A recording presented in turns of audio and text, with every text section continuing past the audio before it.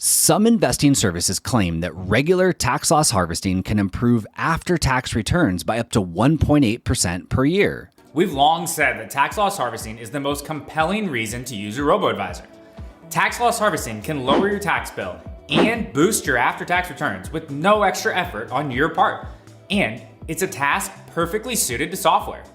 While it's certainly compelling, more objective academic research that takes the full cycle of an investment into consideration suggests that the benefit is much less. In fact, many researchers agree that tax loss harvesting might only boost after-tax returns by about 0.3% or 30 basis points per year. And that 30 basis points can get washed away pretty quickly by trading fees, changes in tax rates, and underperformance during the wash sale period. So who is tax loss harvesting for? Who is really in a position to benefit? And maybe more importantly, who won't benefit from this tax strategy? That's what we're tackling today on the show.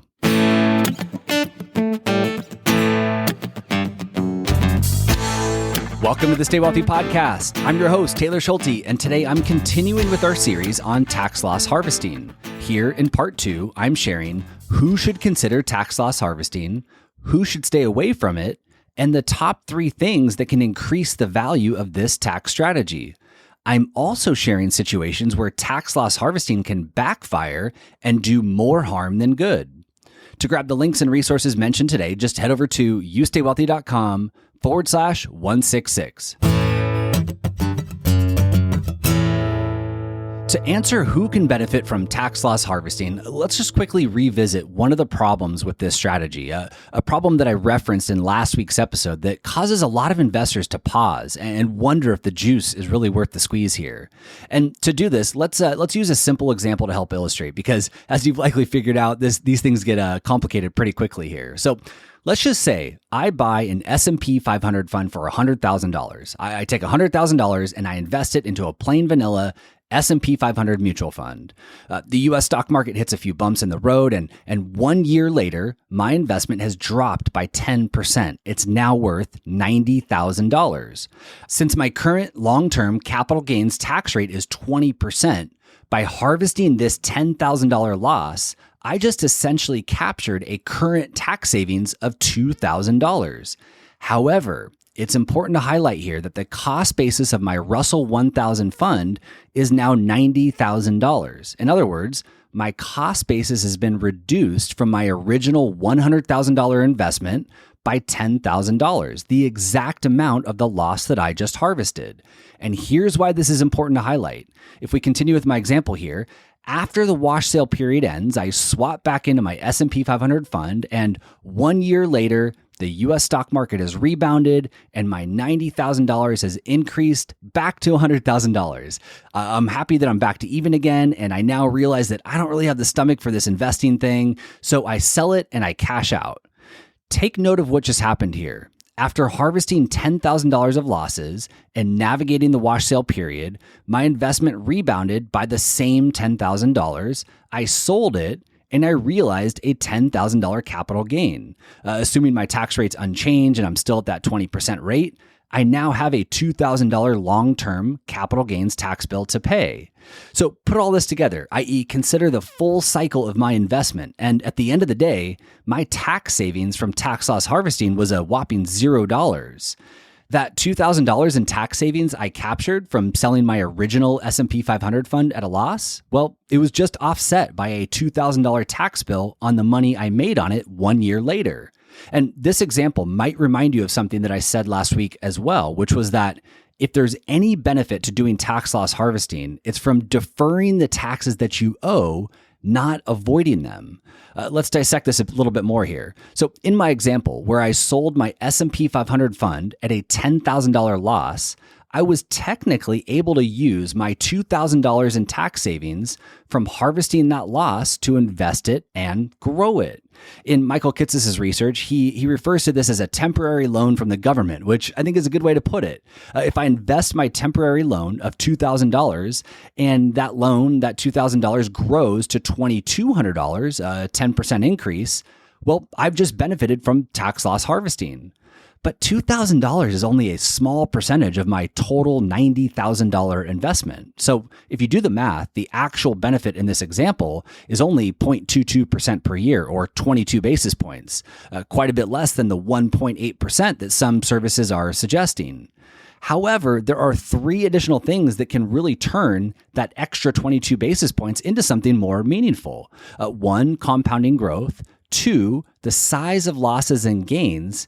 And then three, tax bracket arbitrage. And we're going to run through all three of these. So let's start with number one, compounding growth.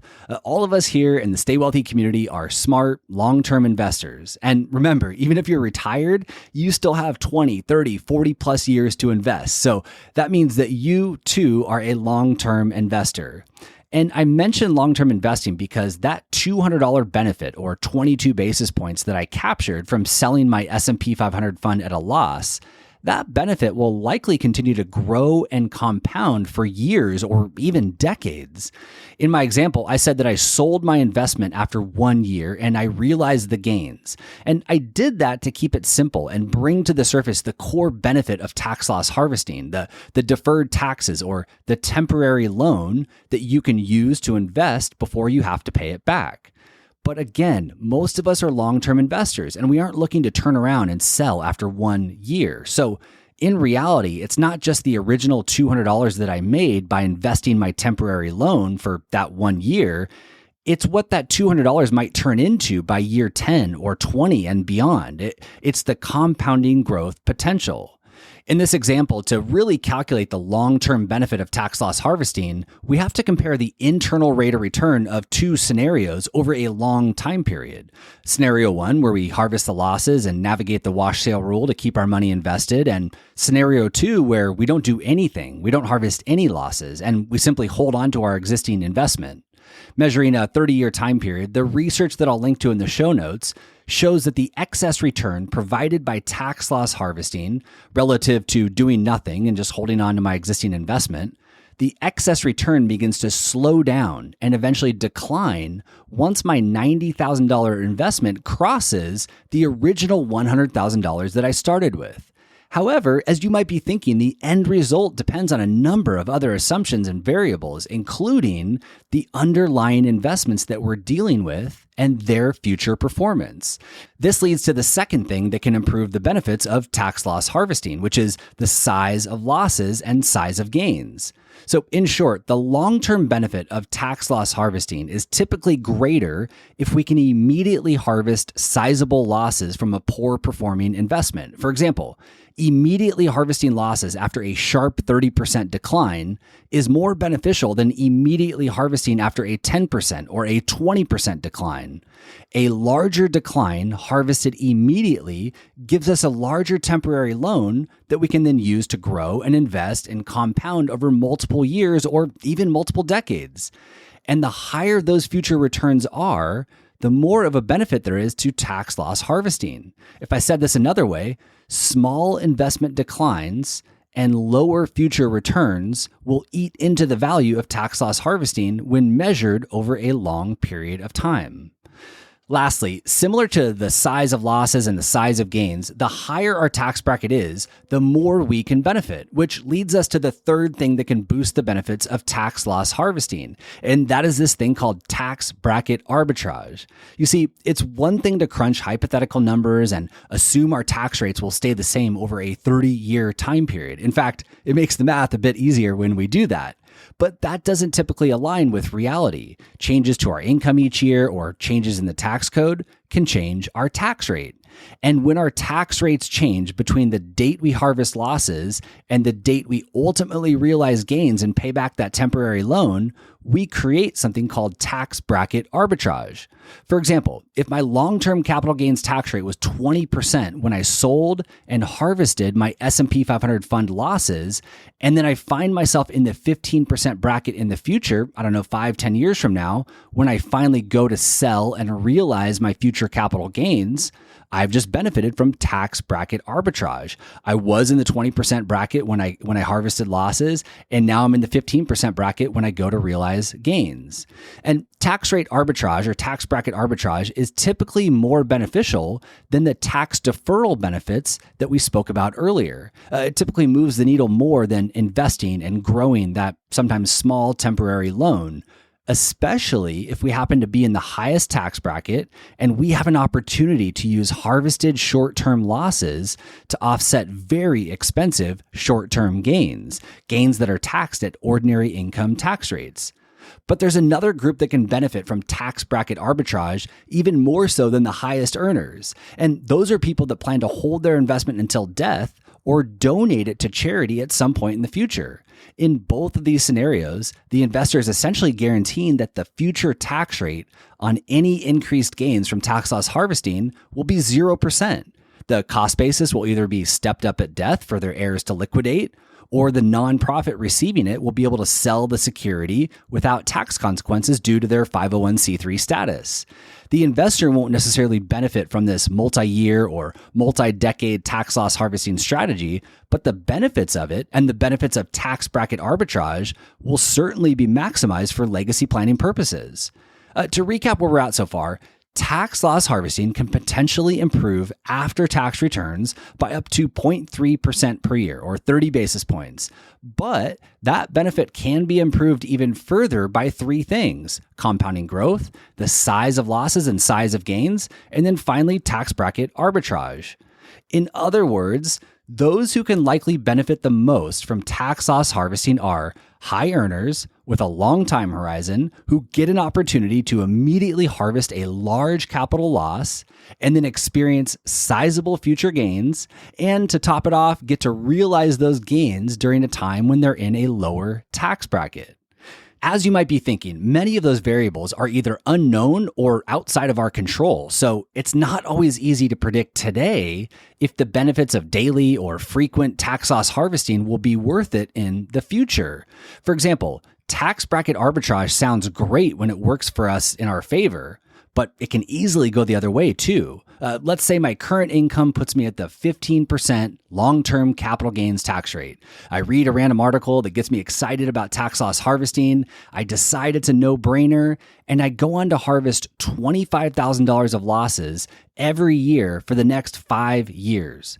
Well, what I've actually done is I've reduced my cost basis by the same amount each year, i.e., in total, my cost basis has been reduced by $25,000 each year, or $125,000 in total over those 5 years. And now, when I ultimately go to sell my investments in the future, my capital gains will be so large that they push me into a higher tax bracket, and I find myself paying 20% or more on these giant capital gains.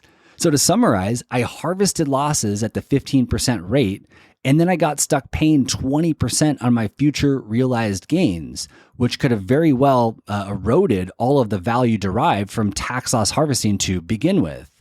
Or how about this scenario? Let's say I'm currently eligible to pay 0% long-term capital gains this year, and I see a clever advertisement from an online investing service about the benefits of daily tax loss harvesting, so I move all of my investment accounts over to them. Harvesting losses for me while I'm eligible for 0% long-term capital gains is the worst possible form of tax bracket arbitrage. I should be harvesting those gains, not harvesting losses. So tax bracket arbitrage can help and hurt us. And in some situations, like a change in the tax code, our future tax rate is both unknown and out of our control. Other things outside of our control can eat into the benefits of tax loss harvesting as well. For example, how our investments perform during the wash sale period will directly impact the value of this strategy. If I harvest losses on my S&P 500 fund, invest the proceeds into the Russell 1000 during the 30-day wash sale period, and then go to repurchase the S&P 500 on day 31, only to find out that it outperformed the Russell index during that time, some or even all of the value I captured from harvesting could be destroyed, and I didn't even factor in trading costs. I might have just been better off keeping my S&P 500 fund and doing nothing at all. As you can imagine, the underperformance or tracking error can widen when we're dealing with narrower asset classes or even individual stocks. For example, if you swap Tesla stock for Ford during the wash sale period, and then Elon Musk says something on Twitter that sends the stock skyrocketing while you're stuck on the sidelines with Ford, well, you can likely wave goodbye to any benefit derived from harvesting whatever losses you harvested on that Tesla stock. Another example of something unknown that can eat into the benefit of tax loss harvesting is a large, unanticipated expense that forces me to realize capital gains earlier than I had planned. In many cases, this could easily wipe out the benefits that I attempted to capture during my loss harvesting years, and nothing to do with market performance or transaction fees, just purely a life event that can happen to any one of us. Like all tax planning strategies, tax loss harvesting requires a very careful analysis. Putting it on autopilot or blindly assuming that it's risk-free or a no-brainer can in many cases do more harm than good. To wrap up the series, next week in part 3, I'm going to answer some frequently asked questions about tax loss harvesting. For example, in all of my examples so far, I'm only talking about one investment. But what if someone has a diversified portfolio with dozens or even hundreds of different holdings? How does that change things? Or what if someone has multiple tax lots within the same investment? What if there are no future gains or carried over losses that can be used? I'll be tackling these questions and a few more. In the meantime, you can grab the show notes for today's episode by going to youstaywealthy.com/166. Thank you as always for listening, and I will see you back here next week. This podcast is for informational and entertainment purposes only and should not be relied upon as a basis for investment decisions. This podcast is not engaged in rendering legal, financial, or other professional services.